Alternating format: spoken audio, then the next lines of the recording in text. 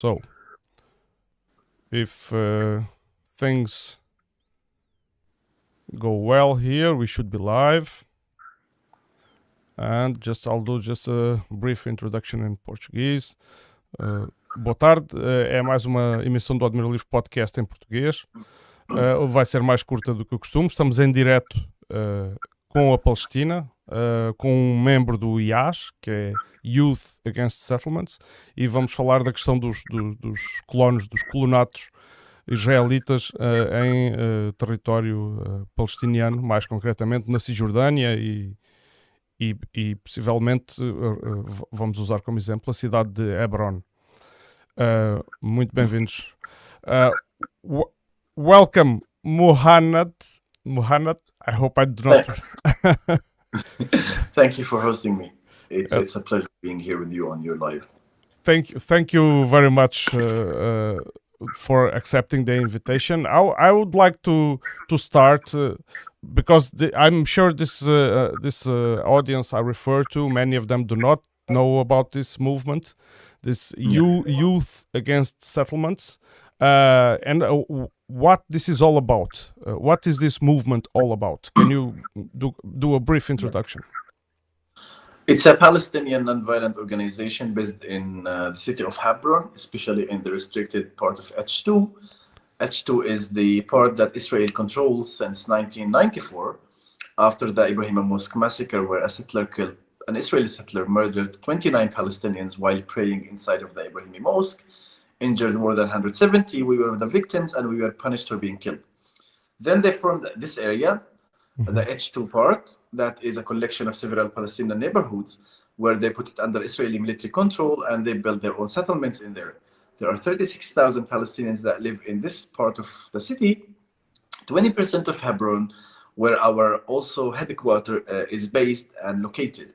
So what is YAS? We are a non-partisan Palestinian and international group. All our activities and campaigns are non-violent activities and campaigns. So everything we do is non-violence. So we use popular resistance, non-violence, to achieve different things. Absolutely, the dream of every Palestinian is to achieve the freedom of Palestine. And this is a dream that we would love that comes true very soon. But now it is very difficult to free Palestine because the whole political world is supporting Israel, unfortunately. All these governments are supporting Israel and they're running to make normalization with Israel and make good relations with the Israeli occupation. So our main work is to raise awareness about what is going on in Palestine, especially in Hebron, in the areas where Israeli settlements are located. They attack Palestinians, they shoot and kill Palestinians, they steal Palestinian homes, they restrict the movement of Palestinians, they put the Palestinians under a different law from the one that applies on settlers.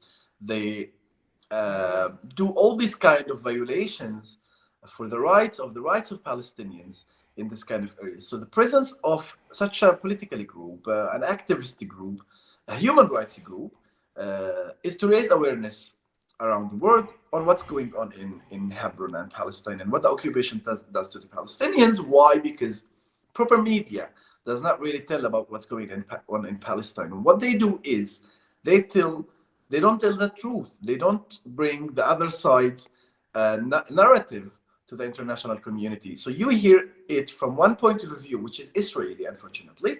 So that's why it's good that people have platforms just like you, people on social media everywhere, change this to make it more popular, the Palestinian case. And this is something very important. So we raise awareness about what's going on in here. We do a lot of advocacy work, working with different human rights organizations, different organizations that are interested in Palestine's case and other cases around the world. We work with them to do advocacy for the case of Palestine. It means to bring more people on our side, yes, especially people who don't know about what is going on in Palestine. Every time we do tours, we see people's faces shocked. Why? Because Hebron has a complete different situation from other Palestinian cities. Hebron is the only city in the West Bank that has settlements in the heart of the city. That means you open your door, you see settlers right in front of your door, attacking you, throwing stones at you. You see a soldier post. When you enter to your home, you have to go through a checkpoint. You are registered, you have a name, you cannot have visitors to your area, to your home. And if you talk about all Palestine, well, then we talk about Jerusalem and Hebron, the only two cities around that have settlements in the hearts of the city. Yes. While Ramallah, Beit Lahem, Tul Karim, other Palestinian cities, Qalqilia, have settlements on the sides of these cities. That means Palestinians who drive home back to Ramallah, they don't have to cross Israeli checkpoints when they enter to their homes. But when you enter on the main road, drive between cities, there are Israeli checkpoints that look Palestinian way. So this is mainly our work, and also a lot of human rights work.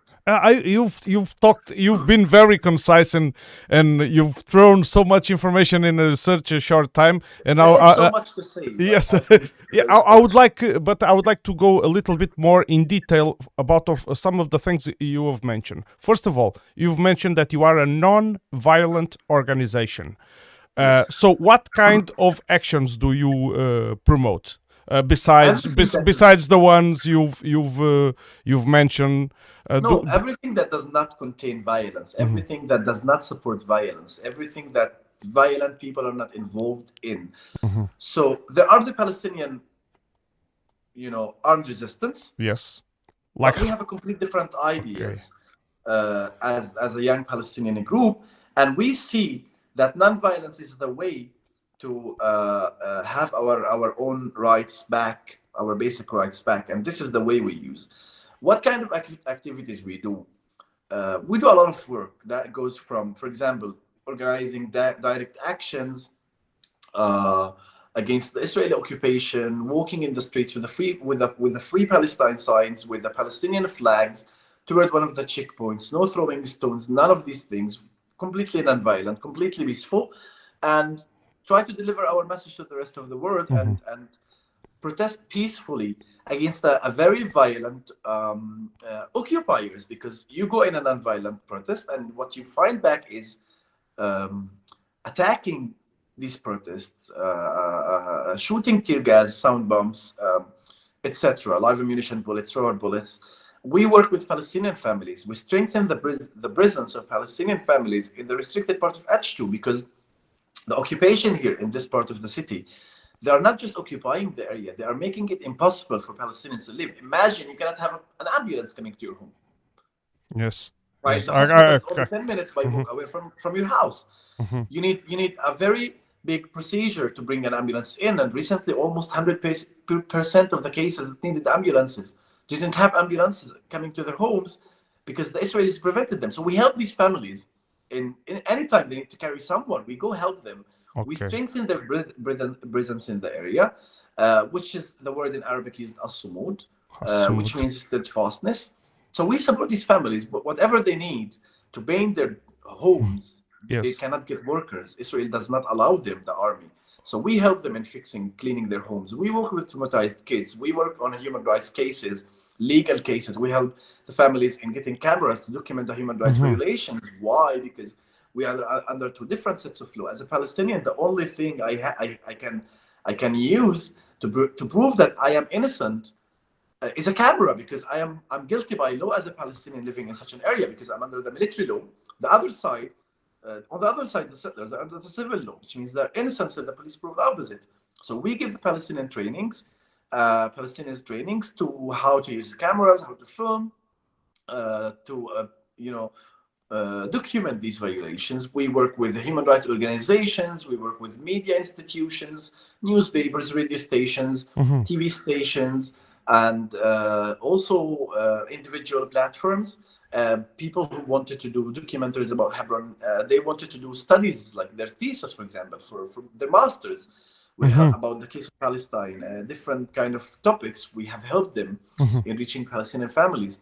Lots of work actually that is completely non-violent. It's more about strengthening the presence of Palestinians, helping them in staying, educating them about the law, so they can know their own rights, know what they can do when the army invade their home. All of these things we try to educate the Palestinians who live in the restricted part of H2 about. Yes. So, and it goes a lot much more than this even. So, but you talks, for example, we talk at universities. We promote the idea of non-violence. We talk at universities. We go talk outside of Palestine about Palestine. 3 months ago, in March, I spoke in Belgium about Palestine and about Hebron. For 1 month in universities, schools, we had public meetings, interviews on radio stations, young students, radio stations, meeting politicians. We try to reach everyone. Okay. Do you know this organization called Breaking the Silence? We work side by side with Breaking the Silence. We are main partners of Breaking the Silence, indeed, in Hebron. Okay. So we work with them. Yes, we know them, absolutely. Okay. Because I just sidelines. I'm trying also to reach out to them to talk to them about this. But you mentioned about legal aid, going to universities, all these actions. You need, I assume that you need to have educated people within your body, within your organization, and to move around. Where do you get your support, like to travel or to contact people, to get infrastructure, whatever for your actions? How do you get your like financial support, or how do you manage that? The activists of this group, the majority of these guys have a degree in something. We have lawyers, we have journalists, we have electricians, we have doctors, we have women who have also different backgrounds in human rights, international law, different languages speakers. So we joined YAS. We are all volunteers. So every one of us has a background, but we still joined YAS for human rights work. And financially, as a group, we mainly depend on donations. So people usually donate to the group. That's what we depend on as a group that is based. We don't follow any kind of political party. We don't follow any kind of institution. We are not, because we don't accept conditional funds. We have this decision we made because we want to speak freely about every violation of human rights, either done by the Israeli occupation or the Palestinian Authority. Okay. So we criticize every human rights violation. We criticize violence in every level, wherever it happens. So we don't accept conditional funds. That's why we don't follow any political party as a young group. And I tell you, the young Palestinians these days, they don't really follow any political group. They're more creative. They're more full of thoughts. They want to be independent. They want to achieve a lot of things in their lives. So they don't follow anyone that restricts their way of thinking and doesn't respect it. And I consider political parties, they don't really respect your thoughts. They try to restrict you. That's why we are independent, first of all. So we depend on donations mainly. And as a group, we don't need that much big fund, to be honest. We work with really basic stuff. When we need to organize a protest, we just go and we hold the signs. I write them myself. Mm-hmm. We write them ourselves, and we just grab these cartons from the streets. Yes. And we do a protest that doesn't cost us much more than 10 euros, you know. Yes. But then when we need to help a family in fixing, cleaning their homes, painting, and doing anything, we go to some people. We say, if you want to donate paint, so we can help this family to paint their doors and their homes. And when they need electricity work, we have an electrician. We ask other electricians to come and volunteer. That's how we work. Okay, and so because you put so much emphasis, it's the core of your action is peacefully means. Do you have any peaceful contact, for example, with the settlers, or is it impossible to talk with them about your own concerns? Actually, the only communication we have with the settlers is when they throw stones at us, or shoot at us, or burn our cars, or invade our home, trying to burn our center, the neighbors' homes, throwing stones at your windows. To be honest, we don't have a problem to sit with anyone, but we have a problem to sit with people who are violent, and they think the violence is the only way to implement their own ideologies. We don't have any problem to sit with people, but they have to be nonviolent. They have to believe in nonviolence. They have to be fully nonviolent. This is the only condition. And the problem is the settlers who live in the West Bank. The majority of them, I wouldn't say all, because I never say all. The majority of these settlers in the West Bank, especially the ones that are based in Hebron, They are the leaders of the right wing, the Kahanists in the country. That means they only believe in violence. Majority of them come from the States, from Brooklyn. And they have these settlers, they have criminal files open back in the States for their attacks they've done against other people. So these people are brought, especially by the Israeli government, to frustrate Palestinians and make it impossible for us to leave. So that's why these people are brought. When I tell you that Israeli settlers have a double number of Israeli army here to escort them, they themselves have guns, armed with rifles, and they're civilians, and they get a salary, special salary from the Israeli government to live here. They get a free house, free cars. They get very cheap transportation tickets from Againt bus company and other Israeli transportation companies. For example, to go from Hebron to Jerusalem with Againt bus is 15 shekels for the settlers. I cannot take this bus as a Palestinian. I cannot go to Jerusalem. I am prevented. But for example, with a Palestinian, if you want to go to Jerusalem, it's 30 shekels. It's a double price. Againt bus company from outside the settlements, it's more expensive to go to Jerusalem than going from inside settlements. So they encourage right-wing people, violent people, to come and live in settlements, and they don't accept anyone to live in a settlement. They only want violent people. So that's why we don't set with them. And I really love always to give this example to people. If you accept to set with the KKK back in your state, in your countries, if you accept to set with rapists and violent people, I would sit with the settlers, because nobody would accept to sit with rapists, sexual harassment people. No one would accept. They think that they have to be accountable by the law, and they are, in Europe, in the States. But here, these settlers are supported by the law. They are not accountable. They are getting so much support from the Israeli government and the Zionist lobby around the world, not only in the States. And they get so much funding from different Jewish Zionist organizations based in the States. For example, an organization called Hebron Fund.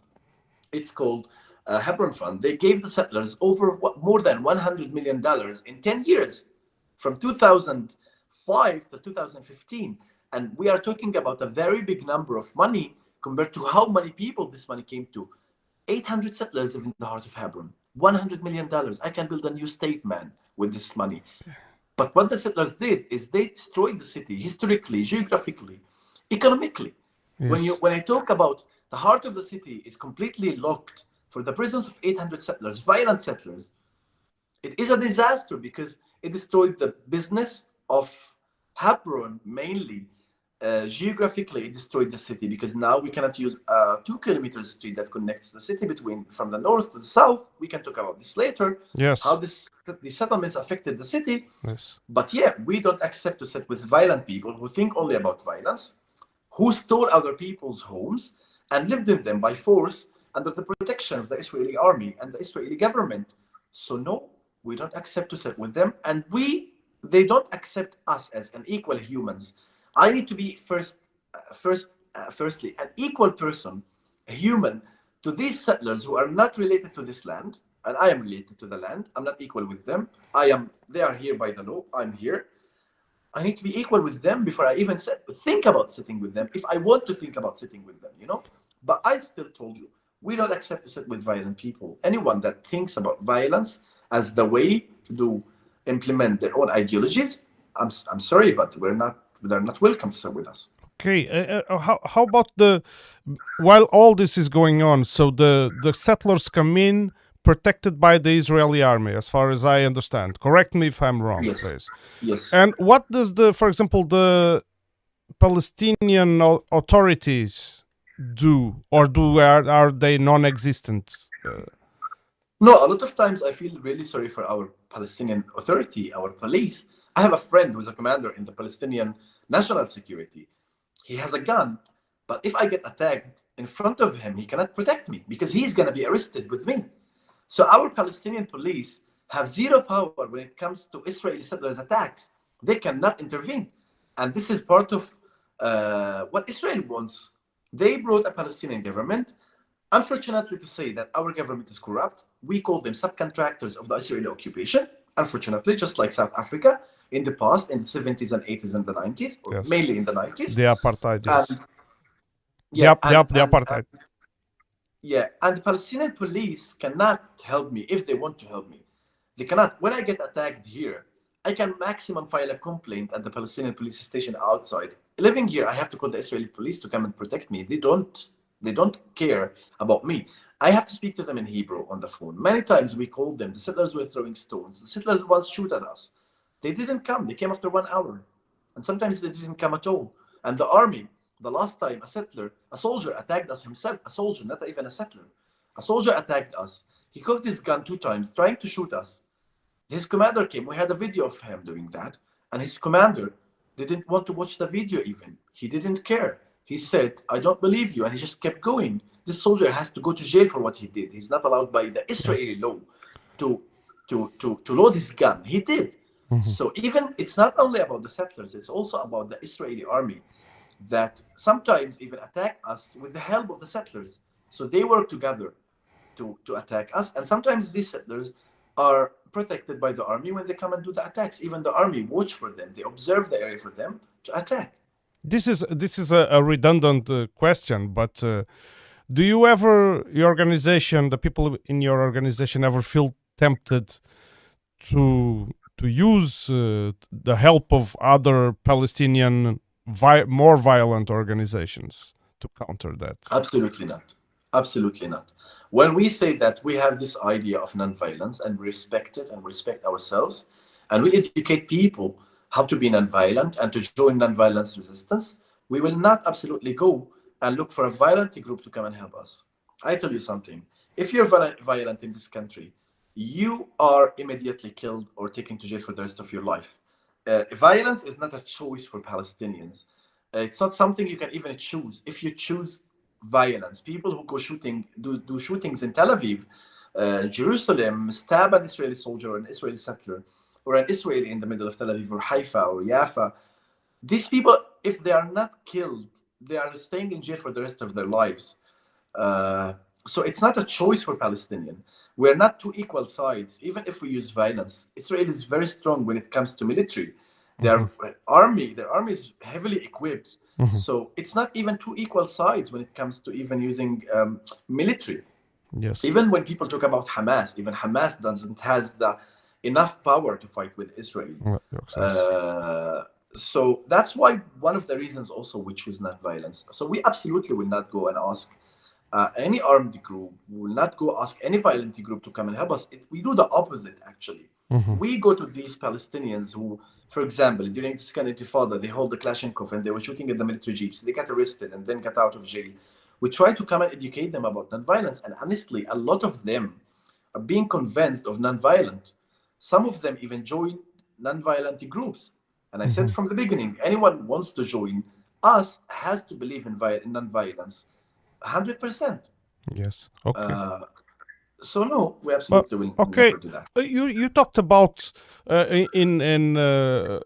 something about when Israeli army goes inside a house of a family. What is that all about? Do they do that just for doing, or any reason, or is it routine of the Israeli army to do that? Just go inside people's homes, or how is it? It is more like a routine. Okay, I tell you, if people go on internet and read Breaking the Silence testimonies about when they served in the Israeli army, there was something called, they used to go into Palestinian homes.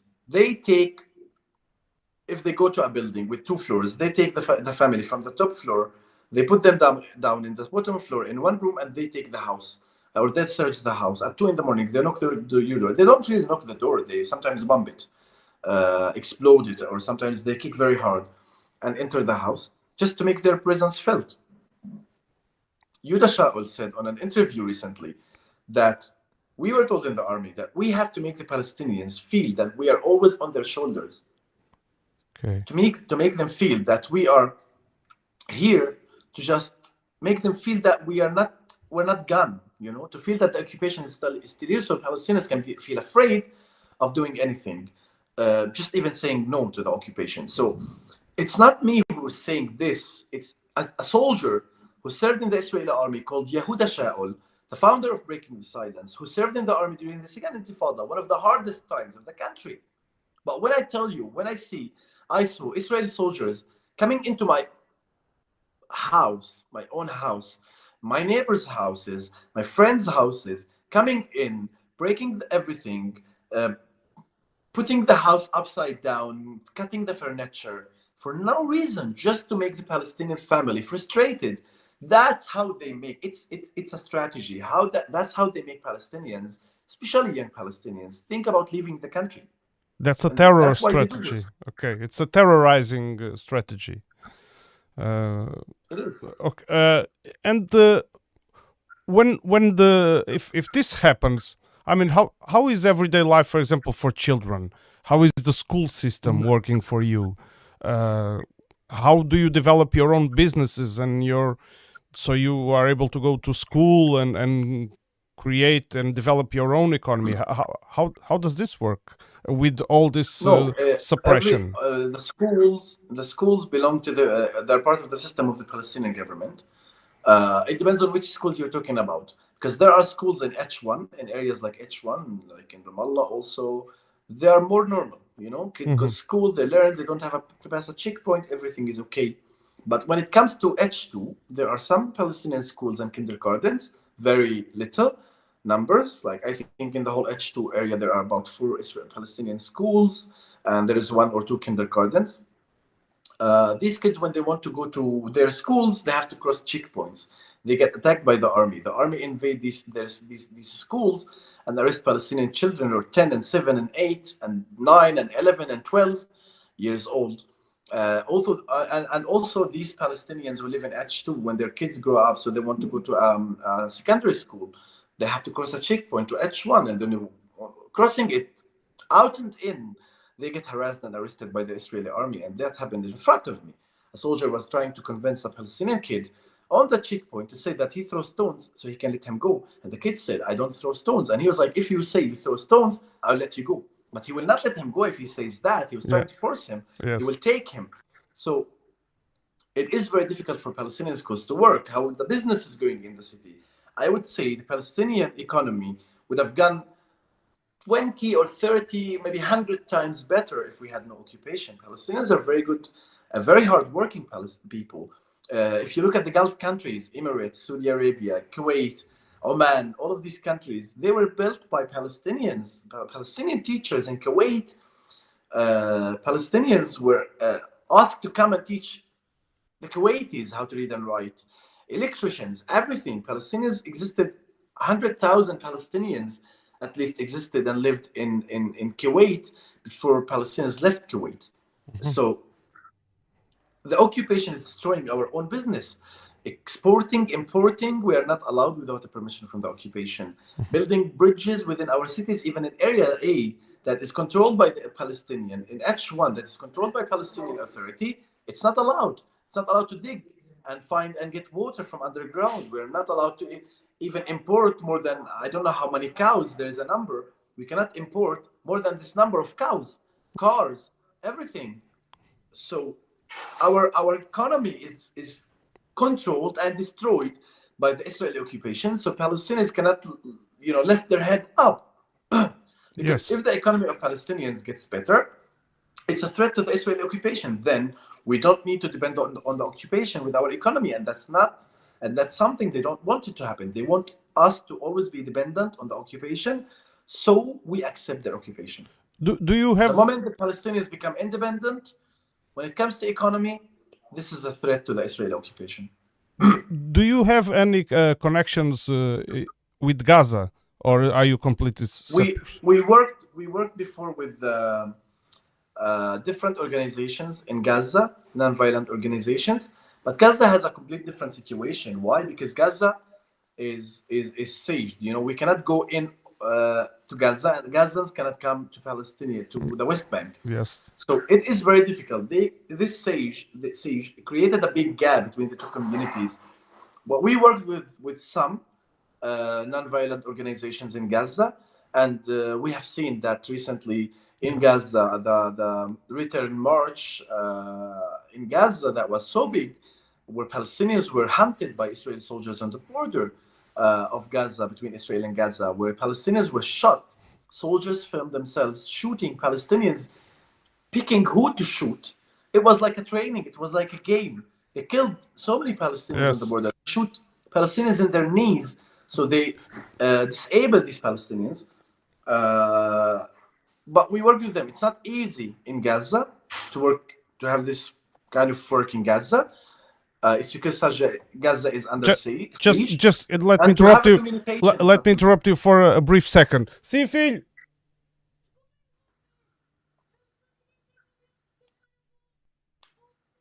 Ok, filho.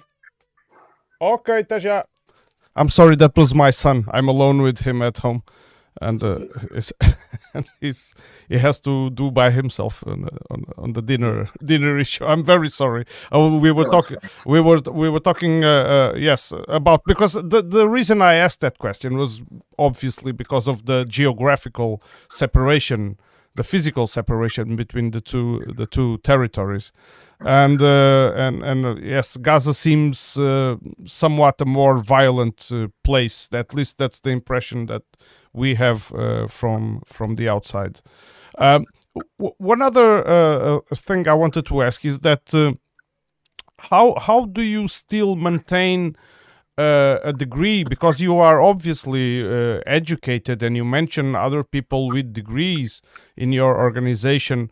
How you, besides all that difficulties, still able to take degrees and have teachers that teach those degrees with quality and technical jobs? What's stopping for example, Palestinians to flee for another country to look for a better life? Because that's not the solution. Running from the problem is not a solution to the problem. Mm-hmm. We want to solve the problem. We don't want to run away from the problem.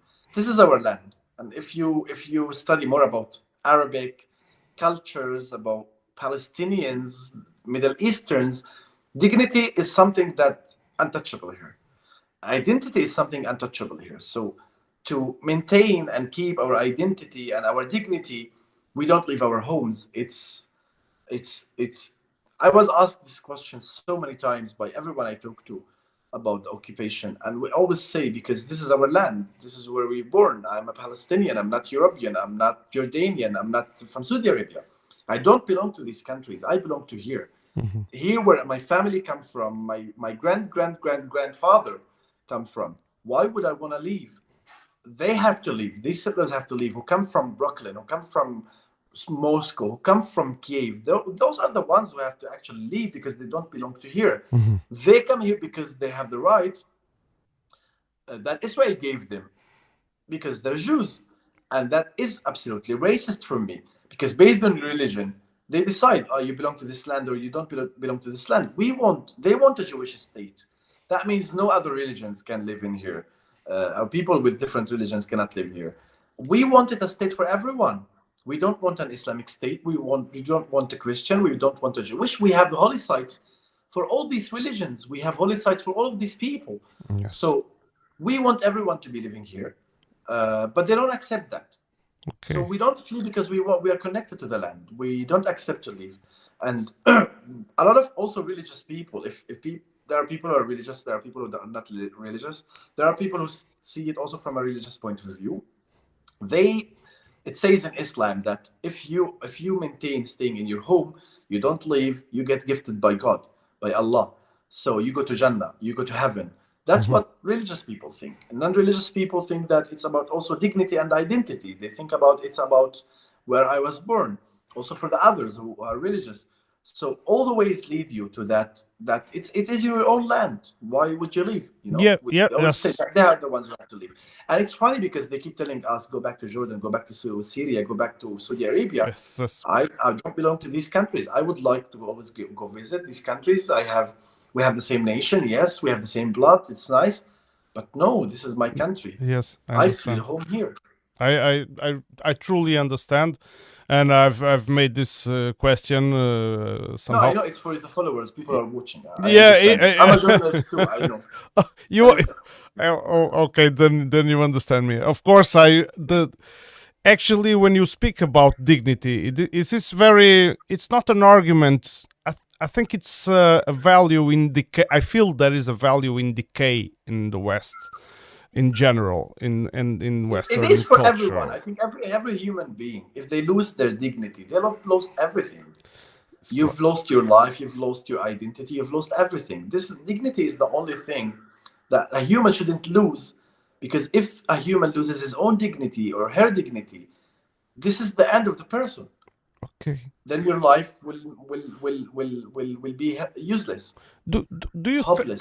do you think that now with the war in Ukraine that the whole Palestinian cause has lost visibility, or do you think things are the same?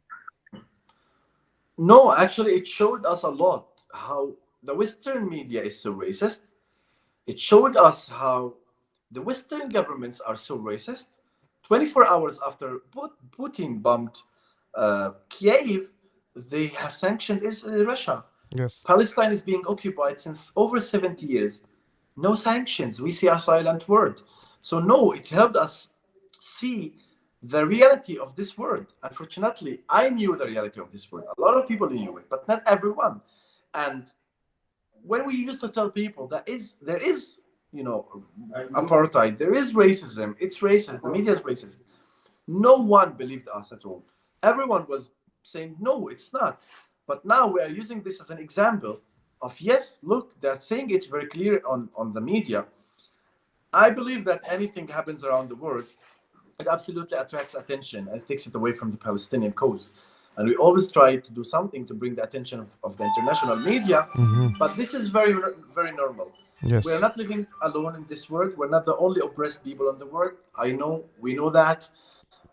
We're not the only people around the world that have a very difficult life because of oppression, because of oppressors. We understand that. We have to understand that as Palestinians to be able to create new things to grab the attention of the international community and the international media. But I was really sorry that Kiev or Ukraine was attacked and by Russia. The invasion that happened was absolutely crazy, and we absolutely don't accept it. And we didn't like it as Palestinians because we have felt the same of what Ukrainians feel now. But we criticize the double standards of this Yes. world, the media and the politicians. And we would have loved that they deal with Israel as they are dealing with Russia now, because that's how you would support people of oppression. That's how you would support the people who have zero rights in their own lands because an occupying country. Well, I must say that unfortunately, the whole moral issue that is raised on Russia's actions is nothing but propaganda, actually, because we see by other examples, including Palestine and other wars that have been No, look other at already. Syria. Look Yes, at Arab countries. yes, exactly. And so it's of course people in the West that they have. I'm not saying that they don't have moral values. They have, but the propaganda machine. This is my opinion, of course. It Yes. is what it is. But the propaganda machine is very strong, and so it implies all the time that somehow what you see on the media is what's happening. What you don't see is not really happening, or maybe if it happens, it's to someone else to blame. It's never Yes. never our fault. I'm very thankful for your testimony and for your time. As we agreed, we agreed on 40 minutes. I don't want to disrespect your No, schedule, it's okay. If you and have other questions, we can go through them. And what I ask finally is that what are your predictions for example, for the next few years? Do you have any actions, international legal actions that you want to talk about, and what are your plans to face these new difficulties? No, we will continue what we do. Okay. It's very important. We will not take a step back. We will take a step to the front. We will continue with our work. We'll continue advocating for human rights and non-violence. We will continue working against this occupation and showing the reality of what is going on here in Palestine. This is what we're trying to do. We will continue going to talk outside Palestine about the occupation. We will try to bring more and more people into the organization, into the idea of nonviolence. And we wish that soon there will be a free Palestine, or as Palestinians, we will have our own state, our own full rights. Other person around the world. You never lose hope. You never lose hope, despite all. We don't. No, we Palestinians are very hopeful. We create hope because we are the ones who create hope. 75 and over 75 years of oppression, occupation, and this nation is still living, still surviving, yes, traveling and talking and working and finding their own way through life, you know. So I say that we do this to create hope, because at least maybe if the change doesn't happen that big, maybe you say, at least I have done something to myself, to my life, to my country, to my people. And this is very important. When you do what you can, then, you know, you wait for the change. And if it doesn't happen, other people will continue what you're doing, and the change will happen, absolutely. There is no apartheid regime that lasted forever. They all fall. Look at South Africa, French oppression in Africa, in Arab countries in Africa also. Yes, and at some point it seemed that would never end, but it ended. It has to do also with the global context and how things go globally. We need more people to stand on our side. We need the support of people. We need a lot of pressure from people in Portugal, in Spain, wherever around Europe, in the States, to put pressure on the governments to stop funding the occupation and sending money to the occupation, because your tax money, especially in the States, it goes to the Israeli occupation, goes to the settlers to attack Palestinians, and also Americans who come in solidarity with Palestinians, also Europeans who come in solidarity with Palestinians. These bombs are sent, and F-16s and weapons and are sent by these governments to Israel. They're used in bombing Gaza. So imagine that your tax money and your government is helping and killing kids in Gaza. Oh, I'm sure it is. I don't have to imagine. I know that it is. It's 100% sure. Well, like I said, I hope that we can do this again in the future.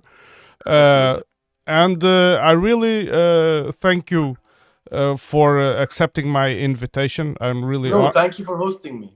It's a pleasure talking to you and talking to your audience. Yes. And hope in the future we do more of this. Yes, I really hope. We have contact now, easy contact on WhatsApp. So we will be in touch. And I wish really the best for your struggle. Of course, I shouldn't be... I'm just gathering information. I shouldn't be taking sides, but it's impossible, because I live in the middle of the Western propaganda, and I feel that I contact me, and just if you need any information, any question you need an answer for, you're welcome to contact me. Thank you very much, and thank you for hosting me. Bye bye. Bye bye. Bye. E foi assim, acabou aqui mais uma emissão. Eu espero que tenham gostado. I hope you've liked this today's emission. I must confess, it has left me a little bit depressed, and sometimes we don't value our own. Sometimes comparing to these comfortable conditions, and it's not very far away from Europe. Anyway. Thanks all for joining this. Please share this work. We broadcast on Facebook and YouTube simultaneously. We mainly do it in Portuguese, but I've been taking the time to do this tour through international theme subjects, and so it will be more in English mixed with some more in Portuguese. Thank you, and bye bye.